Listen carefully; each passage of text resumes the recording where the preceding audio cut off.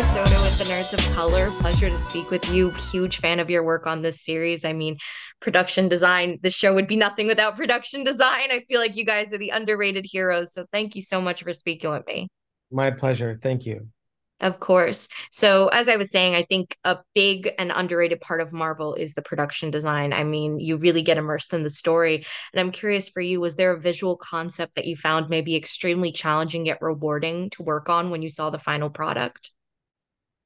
Let's see. I mean, I think that it's all incredibly rewarding, and that's not just like a generic platitude to say. Honestly, it's like so fun to do. But I think the thing that's the most fun about it is also the thing that's the most challenging about it, and this is true of season one and season two, is that there's a huge amount of variety, that you're moving Yes. around to a lot of different places and a lot of different looks. Each one has, I would argue have to has to get worked out and takes almost as much work as it would take to make a movie, to art direct it and production design a movie for each kind of different episode. So it's the scope that is what makes this so much fun, but is also the challenge in terms of time and money allocation, in terms of innovative ideas, in terms of how we're going to do it, when we're going to do it, where it's going to happen, and how we're going to shoot it.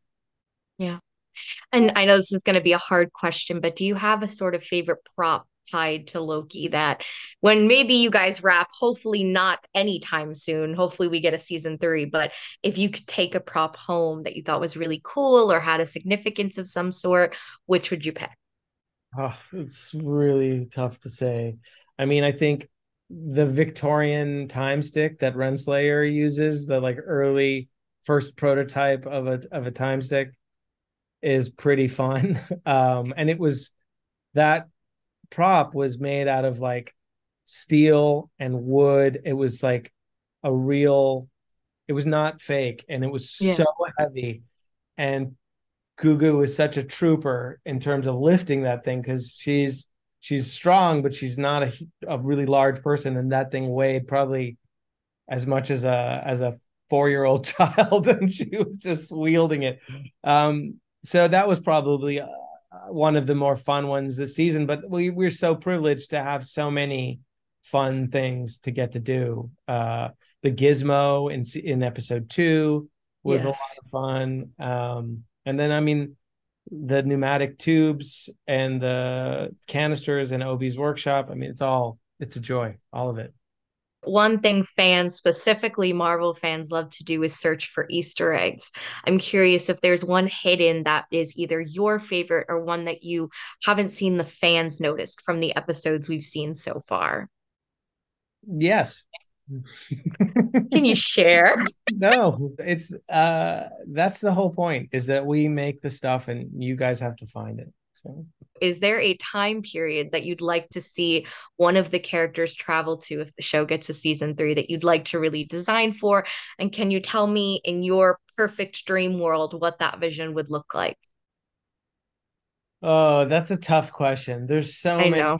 There's so many fun things that we got to do. We got to do the 70s, and we got to do the late 19th century this time around.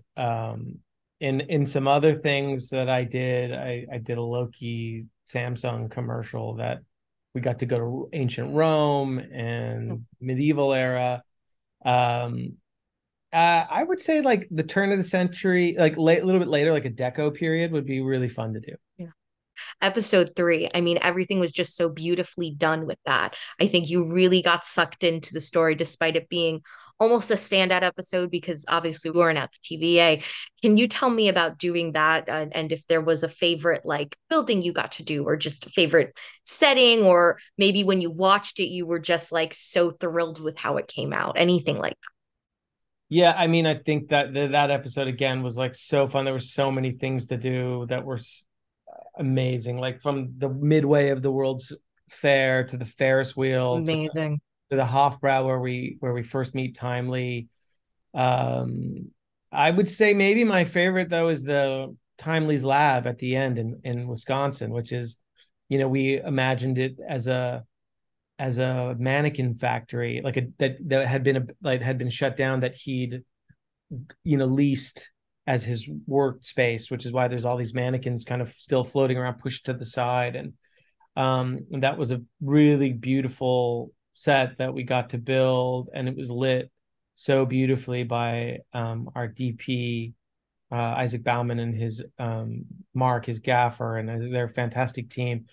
To have this beautiful golden like dawn light, and it was just, I loved being in that space. It came out amazingly. Thank you so much again for your time. Congrats on this show. And it was a pleasure speaking with you. Thank you. Thank you. Lectures, fanboys, professional artists, and professors. Maybe a nerd who's just like you, talking about the things that you like too. So I invite you to the NOC. In full color, you see me. The hard knock life, comics, movies, and TV. Yeah, pop culture with a different perspective. Watch it on your screen, hit play, so check this.